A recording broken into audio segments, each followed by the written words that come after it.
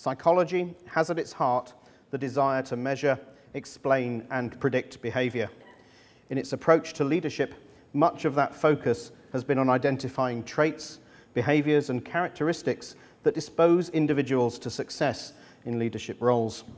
From physiological traits such as height, through to personality dimensions such as extroversion, the attempt has been to identify the stable, the generalizable, and the measurable.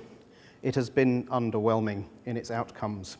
No sooner do we believe that we have identified an attribute, we find the exception to it. Despite this, the various incarnations of the individual characteristics model persist. Great man theory, in many respects, is alive and well. The idea that leadership resides in the attributes of select individuals is remarkably resilient. Haslam and colleagues suggest that leaders have a vested interest in this being the case, historically referencing the 19th century aristocrats we see in portraiture looking down with disdain. Their position conferred by dint of inheritance, breeding, class, and superior character, unquestioned and unchallenged. Surely we have moved beyond such notions of privilege. More recently, Mintzberg warns of the new aristocracy of business leaders, a professional managerial caste trained by us, and therefore destined to lead and command the nation's corporate and organizational life, justifying the elevated status, authority, and disproportionate compensation that results. It is arguable that in whatever guise this cult of the individual leader manifests, on the one hand endorsed by leaders who wish to maintain their authority, power, and status, and on the other by the led who see security and reassurance through strong, authoritative leaders. If those leaders dangle the possibility of simple answers to complex problems, we have the heady cocktail of the potentially worst kind of individual leader. This focus on individuals perpetuates a number of myths regarding leadership. That the general population are denied leadership positions due to a lack of leadership qualities. If they had them, they'd be leaders. That only individuals who possess these special qualities are capable of imagining and bringing about the future. And that enduring, stable, generalizable characteristics exist despite everything we know about the contextual nature of behavior. It is clear we do not behave consistently across situations, presenting different aspects of ourselves in different environments and roles.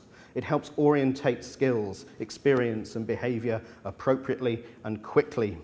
These often coalesce as specific identities, and we understand the importance of deploying these appropriately as parent, spouse, engineer, or vol. Context matters. If you have the misfortune to reference your faculty identity, skilled in critiquing graduate students' research proposals, to a lovingly prepared meal by your spouse, you may get a quick lesson in the importance of identity in context. It is intriguing to think of leadership as an identity to be built rather than fixed attributes to find. Identity prioritizes experience and knowledge appropriately, orientating us to key challenges, though many seem reluctant to embrace such a leadership identity. Hazel Marcus talks of future possible selves, projections of what we may become. She goes on to consider the social, environmental, and cultural drivers that impact the range and the development of these possible selves. How do we guide and support this process? Many are uncomfortable with this idea, shying away from describing themselves as leaders. They are senior engineers, chief medical officers, senior faculty, as if somehow identity as a leader is something to resist, whilst professional identities appear extremely potent. Clearly, individuals are important. But the German poet Bertolt Brecht wrote in Questions from a Worker Who Reads in 1935, "Who built Thebes of the 7 gates? In the books you will read the names of kings.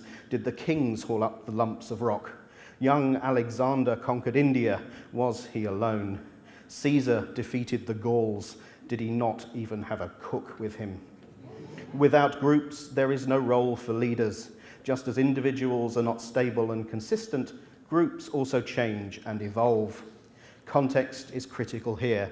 And a leader's ability to read, understand, and represent that group in context is ultimately the intersection of influence that we need to assist aspiring leaders navigate. We have no shortage of examples of leaders successful with one group, failing to transition to a new group with similar success, indeed moving from success to failure due to changing context. The wartime leader, admired for their strength, determination, and resilience, seen as the epitome of national identity, voted out at the first post-war election. The lauded sports coach, hailed due to a winning season, moving to another team, and subsequently derided, their role in previous success marginalised. If we are to develop our understanding of effective leadership, we have to expand our perspective to address critical components beyond the individual, to include the group, the social dimension, and the impact of context, by their nature fluid, demanding ongoing adaptation. This is the challenge that I believe those of us who focus on leadership need to take on, the intersection of identity, context, and groups. This complexity is why many describe leadership as both a science and an art. It will not be adequately understood through searching for a series of fixed individual traits. As Darwin wrote, ultimately, it is not the strongest or the fastest that survive, but those most able to adapt. Leadership in many ways should be seen as the art of adaptation. It is our responsibility to nurture and encourage those adaptive skills and strategies. Thank you.